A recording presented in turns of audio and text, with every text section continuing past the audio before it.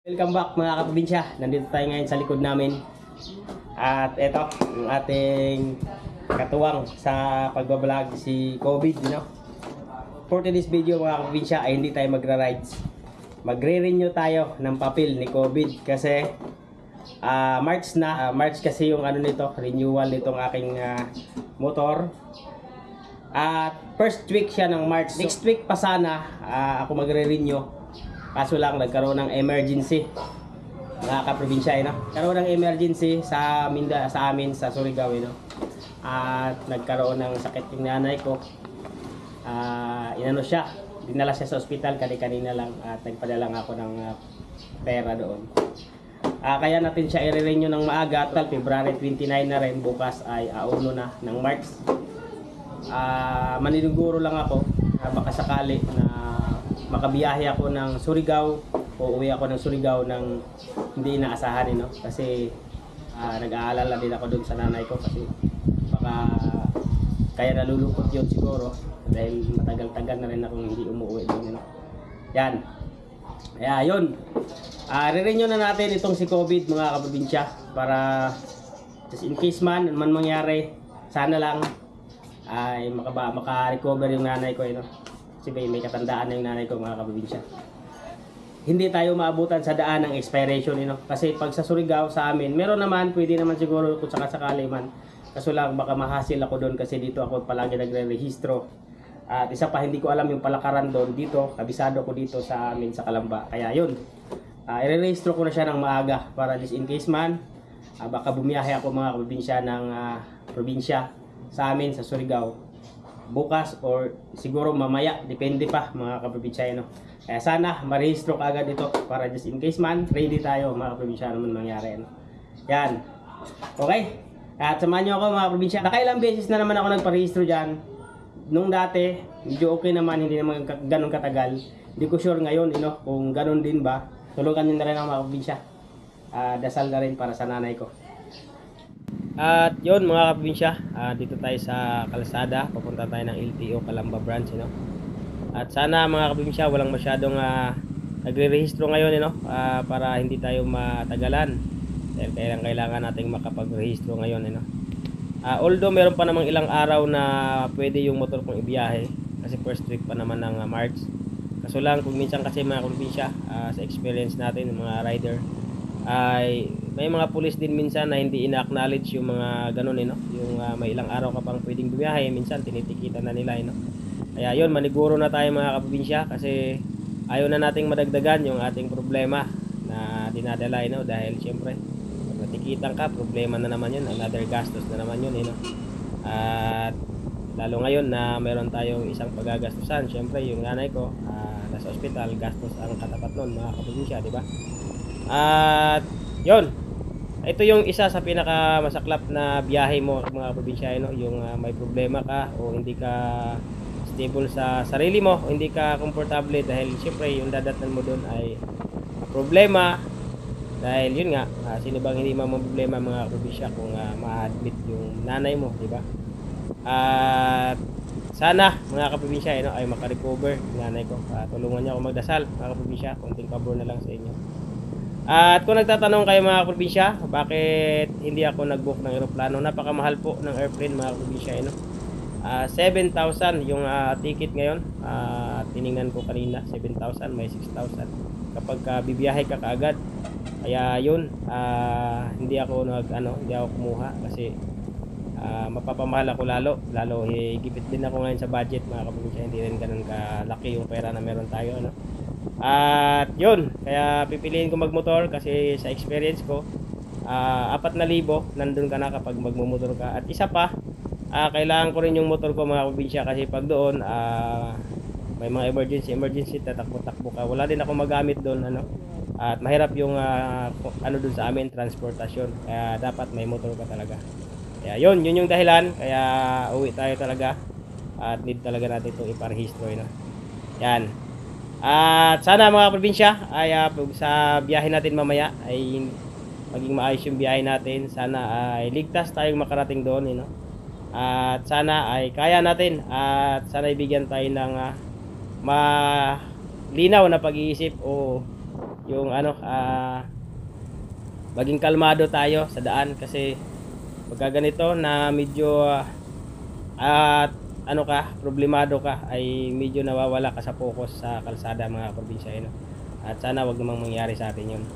Kaya tara mga probinsya, samahan nyo ako doon sa LTO at para makita nyo rin kung sakasakali mang tiga Calamba kayo or gusto nyo mag-renew dito sa Calamba Laguna branch ng LTO, no? Ay makita nyo rin kung gaano dito ang ano, proseso. May time din naman na mabilis, may time din na hindi ganun kabilis, kasi nakailang pa-register na nga ako ng motor ko kasi 4 years na itong aking motor, kasi COVID. At yun, tara mga probinsya. At yun mga probinsya, dito na tayo, lapit na tayo sa LTO Calamba branch, tayo, hanap lang tayo ng mapaparkingan at para makapasok tayo sa LTO. Yan, dito. Alam ko may bayad dito mga probinsya, pero sige lang, 20 yata ang bayad dito. Alas 12 na mahigit mga kaprobinsya. Ay no, hindi ko sure kung kita mo dyan sa ano. Yan, tara. Yan, kuha lang tayo ng insurance mga kaprobinsya.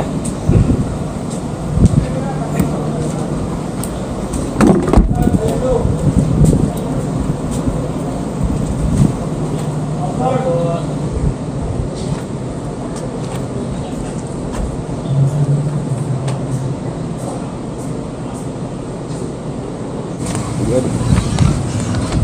Tapos na tayo mga kaprobinsya. Tapos tayo sa emission. Ito. Dito ako nag ano ng driving course mga kaprobinsya sa LTO. Dito. Yan. Mukhang wala. Mag-serve tayo. Mukhang walang masyado rin. Handbrake sir, kanan.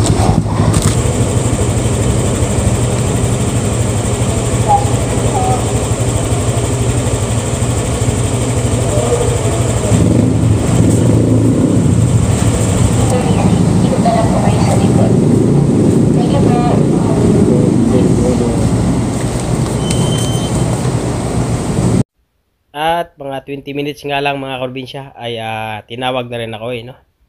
At inano ko na kasi may nagtugtog kaya voice over muna tayo.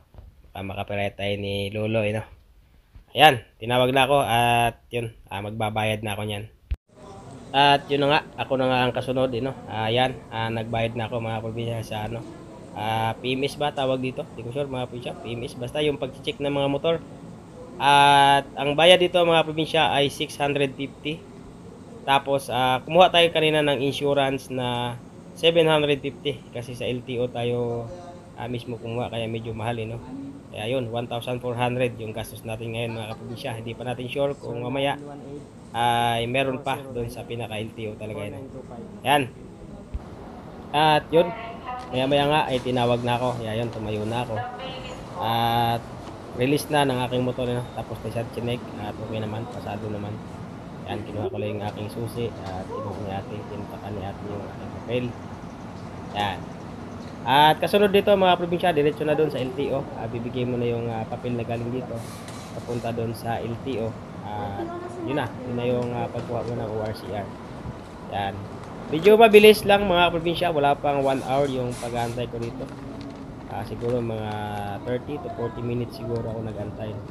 Okay na yun, mabilis-bilis na yun mga kaprobinsya isa naman abutin ka ng ilang oras. At yan na si COVID yan okay na yung papel ni COVID, malapit nang matapos. Yan. At yun mga kaprobinsya, pagdating ko nga dito sa parking area ng LTO at papasok na sana ako, napansin ko hindi ko pala dala yung papel ko. Nabitawan ko pala mga kaprobinsya talagang groggy lang talaga ako. Wala lang ako sa sarili dahil yun nga sabi ko sa inyo mga probinsya ay may problema tayo ngayon. Yun, binalikan ko dun sa LTO. Yan. At may nalaglag na papel dyan. Hindi ko napansin. Doon ko na nakita. Salamat po. Nalaglag pa yung papel ko mga kaprobinsya. Hindi ko man lang napansin. Ay, Diyos ko po. At yun mga probinsya sa time na to ay nag-aabang na naman ako. Naipasa ko na yung papel ko dun sa guard at nag-aabang ako kung kailan matatawag yung pangalan ko. Medyo mainit ngayon mga probinsya, nasa pwesto pa ako ng mainit Kaya yun, abang-abang lang tayo at sana hindi masyadong magtagal yung ating rehistro, no? Alauna na mga kaprobinsya. 119. At sa time nga na to ay tinatawag na yung aking pangalan yan, kaya lumapit na ako sa gwardiya dahil inabang kong bigay sa akin yung papel ko. Lambigi. Sa likod sa Windows 6. Karen. At yun na nga, sa Windows 6 ako pinapapunta sa likod. At yun, tingnan nyo mga probinsya, walang halos katao-tao. Ano, konti lang yung nagpaparehistro at kumukuha ng license ngayon. Kaya yun, kahit paano medyo mabilis-bilis yung ating process, no? Yan, dito naman ay bayad na lang tapos kuha ng WRCR. Ayun na, tapos na. 2 hours later. Yun mga probinsya, dito na tayo sa bahay. At ang oras ay alas 2 na. Isang oras mahigit mga kaprobinsya yung ating pagpaparehistro sa ating motor, no? At ito na yung ating ano? Yan, ito na yung ating insurance. Medyo mahal yung naging insurance ko mga kaprobinsya kasi doon ako mismo sa LTO kumuha. 750 yung insurance, pero pag sa labas ka 500 lang, may mga 400 pa ata kung hindi ako nagkakamali. Pero doon na kasi ako sa LTO kasi nandun na rin ako. Ito yung ating rehistro, no? Yan. At ganun pa rin, kagaya pa rin ng dati, ganitong klaseng papel pa rin, hindi yung dating yung luma na ano na parang may mga kulay-kulay. Ito plain pa rin, ayan, parang Xerox nga lang. Yan. Yun. At ready na tayong bumiyahe, mga probinsya. Baka mamaya or bukas bibiyahe tayo. Yun, abang-abang mga probinsya kung sakasakaling makauwi man ako. Magbablog pa rin tayo sa daan pero siguro pagpapunta doon hindi masyado, no? Hindi pa tayo makapag-vlog kasi kung halimbawa man uwi tayo, baka ay priority muna natin yung uwi, hindi muna yung pagbablog. Depende, siguro yung isang way lang natin na pag ganun, magbablog tayo. At pagdating na natin doon, kung ano man yung magiging sitwasyon, ay saka tayo ulit magbablog. Basta nahin muna natin yung yung obligasyon natin mga probinsya kasi siyempre nanay ko yun.